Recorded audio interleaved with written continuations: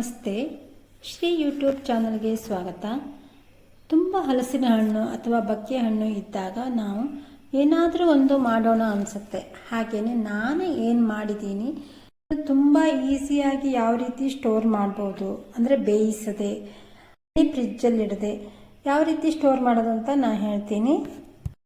ನನ್ನ ಚಾನಲನ್ನು ಸಬ್ಸ್ಕ್ರೈಬ್ ಮಾಡದೆ ನೋಡ್ತಾ ಇದ್ದರೆ ಸಬ್ಸ್ಕ್ರೈಬ್ ಮಾಡಿಕೊಂಡು ಬೆಲ್ ಬಟನ್ ಪ್ರೆಸ್ ಮಾಡಿ ಆಲ್ ಅಂತ ಸೆಲೆಕ್ಟ್ ಮಾಡಿಕೊಂಡ್ರೆ ನಾ ಹಾಕೋ ಎಲ್ಲ ವಿಡಿಯೋ ನೋಟಿಫಿಕೇಷನ್ನು ನಿಮಗೆ ಮೊದಲು ತಲುಪುತ್ತೆ. ನೋಡಿ, ಇದು ಡ್ರೈ ಫ್ರೂಟ್ ಆಗಿದೆ. ಹಲಸಿನ ಹಣ್ಣಿನ ಡ್ರೈ ಫ್ರೂಟ್ ತುಂಬ ಚೆನ್ನಾಗಿದೆ. ಇದನ್ನು ತುಂಬ ಈಸಿಯಾಗಿ ಮನೆಯಲ್ಲೇ ಮಾಡ್ಬೋದು. ಹಾಗೆಯೇ ಇದು ಯಾವಾಗ ಬೇಕಾದರೂ ನಾವು ಯೂಸ್ ಮಾಡಲಿಕ್ಕೆ ತುಂಬ ಚೆನ್ನಾಗತ್ತೆ. ಮಾಡಿಟ್ಟಂಥ ಹಲಸಿನ ಹಣ್ಣನ್ನು ನಾವು ಯಾವಾಗ ಬೇಕಾದರೂ ಯೂಸ್ ಮಾಡ್ಬೋದು. ಹಾಗೆಯೇ ಫ್ರೆಶ್ ಹಣ್ಣನ್ನು ಯಾವ ರೀತಿ ನಾವು ಯೂಸ್ ಮಾಡ್ತೀವೋ ಅದೇ ರೀತಿಯಾಗಿ ಇದನ್ನು ಯೂಸ್ ಮಾಡ್ಬೋದು. ಸ್ಕೂಲ್ ಮಕ್ಕಳು ಹಾಸ್ಟೆಲಲ್ಲೆಲ್ಲ ಇದ್ದಾಗ ಅವ್ರಿಗೆ ಕಳಿಸ್ಲಿಕ್ಕೂ ತುಂಬ ಚೆನ್ನಾಗಾಗತ್ತೆ. ಬಕ್ಕೆ ಹಣ್ಣು ಇದು.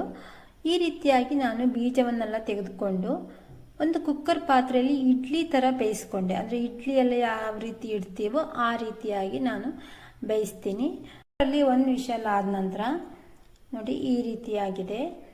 ತುಂಬ ಚೆನ್ನಾಗಿ ಬೆಂದಿದೆ. ಅಂದರೆ ಇಷ್ಟು ಬೆಂದ ನಂತರ ನಾವು ನೀರು ಹಾಕದೇ ಬೇಯಿಸಬೇಕು. ಸ್ವಲ್ಪನೂ ನೀರು ತಾಗಿಸ್ಬಾರ್ದು. ಆಮೇಲೆ ಈ ರೀತಿ ತೆಳುವಾದ ಬಟ್ಟೆ ಮೇಲೆ ನಾನು ಒಣ ಹಾಕ್ತೀನಿ. ಬಿಸಿಲು ತುಂಬ ಚೆನ್ನಾಗಿದ್ದಾಗ ಈ ಕೆಲಸವನ್ನು ಮಾಡಬೇಕು. ಚೆನ್ನಾಗಿ ಬಿಸಿಲಿದ್ದಾಗ 4 ದಿನಕ್ಕೆ ಚೆನ್ನಾಗಿ ಡ್ರೈ ಆಗುತ್ತೆ. ಮೀಡಿಯಮ್ ಬಿಸಿಲಿದ್ರೂ ಚೆನ್ನಾಗಿ ಒಣಗುತ್ತೆ. 6ರಿಂದ 7 ಬಿಸಿಲು ಇಡಬೇಕು. ಚೆನ್ನಾಗಿ ಒಣಗಿದ ನಂತರ ಒಂದು ಬಾಟ್ಲು ಅಥವಾ ಒಂದು ಬಾಕ್ಸಲ್ಲಿ ಸ್ಟೋರ್ ಮಾಡಿಟ್ಟರೆ ತುಂಬ ಚೆನ್ನಾಗಿರುತ್ತೆ.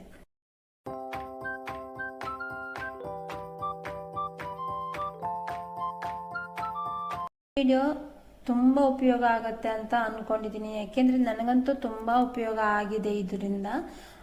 ಅಂದರೆ ನಾವೀಗ ಎಷ್ಟೋ ಸಲ ಸ್ಟೋರ್ ಮಾಡ್ತೀವಿ, ಅದು ಅಷ್ಟೊಂದು ಚೆನ್ನಾಗಾಗಲ್ಲ. ಅವೆಲ್ಲ ಅಂದರೆ ಬೇಯಿಸಿ ನಾವೇನೇನೆಲ್ಲ ಮಾಡಿರ್ತೀವಲ್ಲ, ಸ್ವೀಟನ್ನೆಲ್ಲ ಮಾಡಿ ಸ್ಟೋರ್ ಮಾಡಿದಾಗ ಅಷ್ಟೊಂದು ಚೆನ್ನಾಗಿ ಬರಲ್ಲ. ಆದರೆ ಈ ರೀತಿಯಾಗಿ ಸ್ಟೋರ್ ಮಾಡೋದಂತೂ ನನಗಂತೂ ತುಂಬ ಖುಷಿಯಾಗಿದೆ. ಅದಕ್ಕೆ ನೀವು ಒಮ್ಮೆ ಟ್ರೈ ಮಾಡಿ. ಯಾರೆಲ್ಲ ಟ್ರೈ ಮಾಡ್ತೀರಾ ಅಂತ ನನಗೆ ಕಮೆಂಟ್ ಮೂಲಕ ತಿಳಿಸಿ. ನನ್ನ ಹಿಂದಿನ ವಿಡಿಯೋದಲ್ಲೆಲ್ಲ ಕೆಲವು ಗಾರ್ಡನಿಂಗ್ ವಿಡಿಯೋಸನ್ನೆಲ್ಲ ಹಾಕಿದ್ದೀನಿ. ಅಂದರೆ ಇತ್ತೀಚೆಗೆ ಸ್ವಲ್ಪ ವಿಡಿಯೋಸನ್ನೆಲ್ಲ ಮಾಡೋದೇ ಕಡಿಮೆ ಮಾಡಿದ್ದೀನಿ. ಗಾರ್ಡನ್ ಇಷ್ಟ ಆದವರು ಒಮ್ಮೆ ನೋಡಿ. ವಿಡಿಯೋ ಇಷ್ಟ ಆಗಿದೆ ಅಂದರೆ ಲೈಕ್, ಶೇರ್, ಕಮೆಂಟ್ ಮಾಡೋದ್ರ ಮೂಲಕ ಪ್ರೋತ್ಸಾಹಿಸಿ ಹೇಳ್ತಾ ಈ ವಿಡಿಯೋವನ್ನು ಮುಗಿಸ್ತೀನಿ.